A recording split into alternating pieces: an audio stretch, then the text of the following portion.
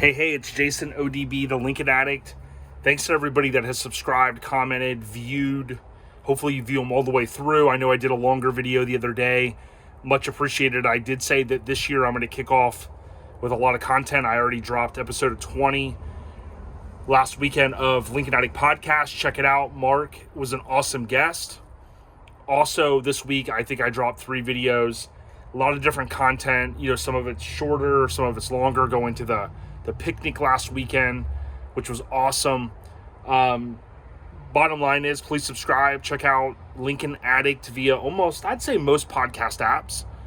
Definitely Apple Podcasts. Many of you have iPhones or iOS devices, so to speak. If not, try Google. I think I have it submitted to Pandora and, iHeartRadio and those, but you guys know how to find podcasts, especially through Spotify, which is one of my favorite. So this is one that I've been meaning to do.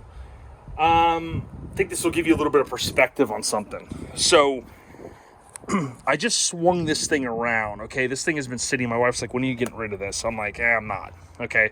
This is something that Tony Boss Bolin helped me out with. It's a rear section of a car, okay? And this is going to be made into a couch. I cut this thing down. There was another whole chunk on here that ended up going to recycle, okay, to the metal recyclers. But this, you've seen couches, a lot of 57 Chevys, Cadillacs, things like that. It's going to get cut down probably to here. When I was out in Arizona years ago, Nick from Slab Shack, shout out to Nick, he had a Lincoln couch. I've only seen a few. There's not a lot of them. There was one that popped up on eBay, believe it or not, a few years ago. I wanted to buy it from the guy, but he was in California. He was moving. He didn't want to take it. But I had already acquired this one, and I know that I'm going to make this into a couch. So it's going to be pretty cool. The rear end of the car obviously is down there, but this is what I want to show you. A lot of times people will see these cars, and I used to do this at the beginning, and I used to think, wow, why does another one have to get recycled or cut up? And I used to think to myself, man, they can all be saved. This is a perfect example. Tony found this car. It was a full car. I don't think it had the engine. The trans may have been in the back seat, something weird. But this 65 that Tony acquired from a local guy, obviously my guess is it spent some time up north, okay? This car was a perfect example of why they can't all be saved, okay? Underneath this car, including the floor pans, you can see where someone started the fiberglass, okay? You can see where this is separating really, really bad.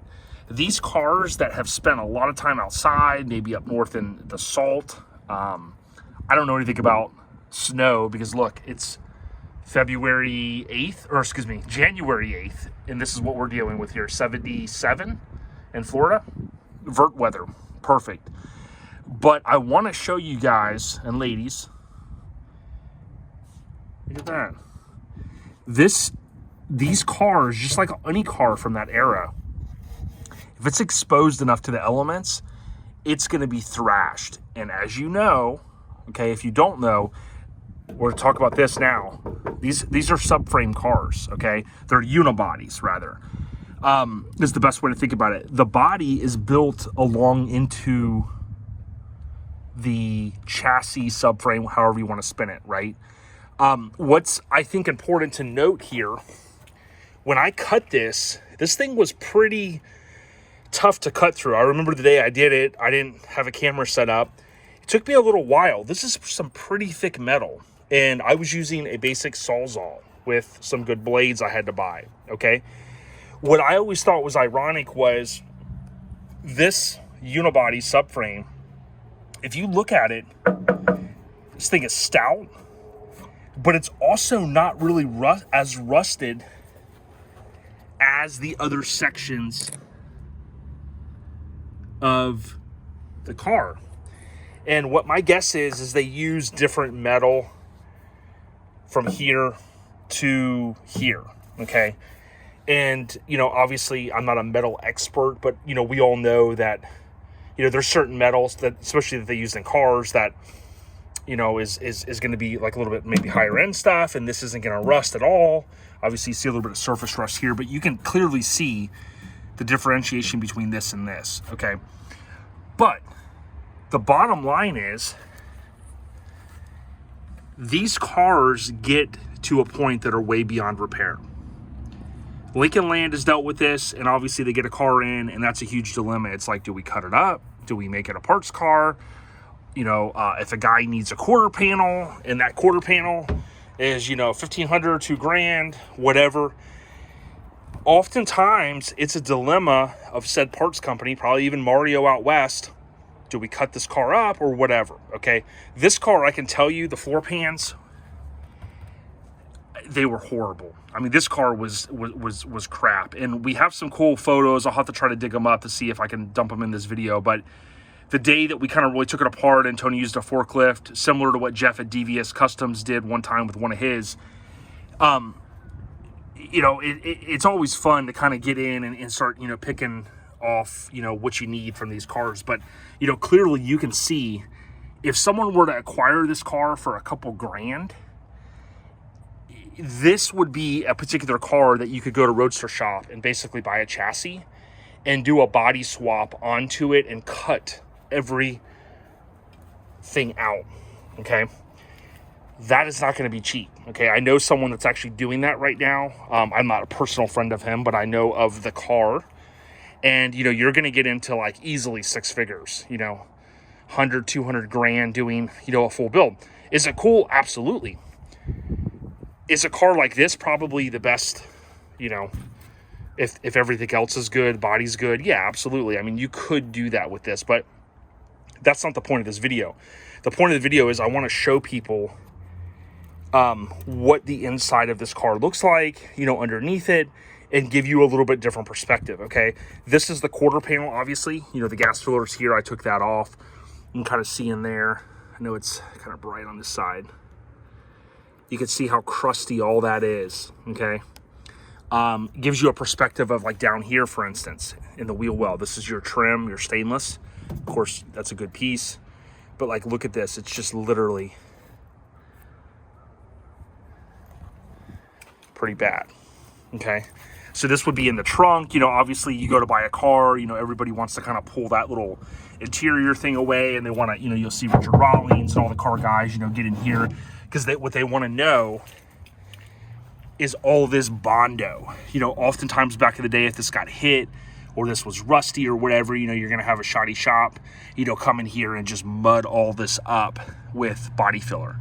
I know Bondo technically is the brand name for, I've seen people say you don't really want to call it Bondo. It's basically body filler. But, you know, if you were buying a car and you looked in here, you'd say, okay, this is pretty good in here. You know what I'm saying? This is, you know, it's got the light surface rust, normal stuff. But when you start, you know, really getting in here with, like, with maybe a screwdriver, you'll see guys, you know, or your finger. This is fiberglass. I mean, this is literally just breaking away, okay? You could see in here, the fiberglass, you know, someone got this car and it maybe wasn't as bad at that time. They're like, hey, we can fix it. We can save it. We can, you know, come in here and fiberglass this and do that. Some of this stuff, it's just not going to last, you know? So I would tell people, be conscious. If you're getting body work done in a shop, or, you know, you're not there daily, or you can't go up there weekly, you know, ask for photos. Because, like, if this was a car that, like, maybe you had bought sight unseen and somebody's like, I'm going to do body work, I mean, dude, you're putting money into something that's not going to last. You could check this out, where I remember when I was cutting this was like kind of, but you could see a little bit of fiberglass right there. Kind of look right here. I mean, this was all solid. You know, there were some pieces in here that were solid. You can kind of see down inside the, you know, that's literally the subframe. The unibody, you can see how nasty the wheel well was. You kind of see inside there. That's the quarter panel, obviously. That's, you know, outside of the car. But, you know, nobody wants to have a car that's built on, you know, a house of cards, so to speak, is the way I look at it. this was a perfect car to become a parts car. And believe it or not, this ass end of the car will live on, right? So to speak. Because again, it's gonna become a couch. Now, it doesn't need to be structurally the way, you know, the car would be driving down the road. But, you know, I'm still going to make sure, you know, it's pretty cool. I think I want to do it on casters. I've seen a lot of different things, you know, but kind of that section. I've got tail lights that'll go on it. I have another bumper. I have the bumper that actually came on this. That will bolt up because you can kind of see a lot of that is solid. You know, so it'll have tail lights. It'll have the, you know, they're not going to be probably perfect. The bumper ends, I have those. I have the entire bumper. I've got some pretty thrashed 65 inserts. That's all actually in that corner of junk. But it had some pieces like this right here, you know, might be something which I'm surprised I haven't pulled that off. I need to take this off. Kind of seeing here, you know, this would have been like if you were going to look at this car and the trunk was popped, you'd be looking at this going, is this a project I want to take on? And you can just see it's Swiss cheese. You know, you'll hear that term a lot, and it's kind of where it came from, you know, as far as it looking like Swiss cheese. You know, again, it has little things like these little pigtails. You know, someone might need that and they don't want to have one that's cut. Boom, there's a pigtail. Some of that I left. It's cut here because I do want to have it on a switch where I can light up the tail lights, light up the reverse lights. You know, those are a couple things I want to do. But I guess the moral of this video is just showing people that things can carry on as parts cars, but you know, you just need to be careful on deciding to try to refurbish something that is just beyond repair. And then also know that when people are getting these cars in, I used to get comments from people like, man, why's it got to be cut up and this and that? And, you know, I guess you could, if this car, you know, was kind of solid, you could have like made it a quote a rat rod and things like that. But, you know, these were luxury cars. And they're, you know, I mean, this one's just too far gone. You can see all this. A lot of times we talk about steel rubber, STEELE rubber.com. When that rubber piece is in here, it's helping to keep that moisture and that water out of here. And you'll see oftentimes on these cars, when this stuff is really eaten up in here, you're gonna have a lot of money if, you know, having someone come in here and fabricate this and rebuild this channel. You know, that's just one small example. But, you know, someone could take this and go crazy with it, but it was a perfect candidate for a couch, for a parts car. You kind of see down there 64, 65, you know, which this is a 5. You know, when those things are aired out, that bottom piece down there is pretty low. That's where, of course, the spare tire would have sat. They did move that from the earlier 60s where they were kind of, it was up here because that was a different kind of configuration. But I think that's it. You know, you can see this one's pretty bad, although it has some solid pieces to it. So, another video for 2022.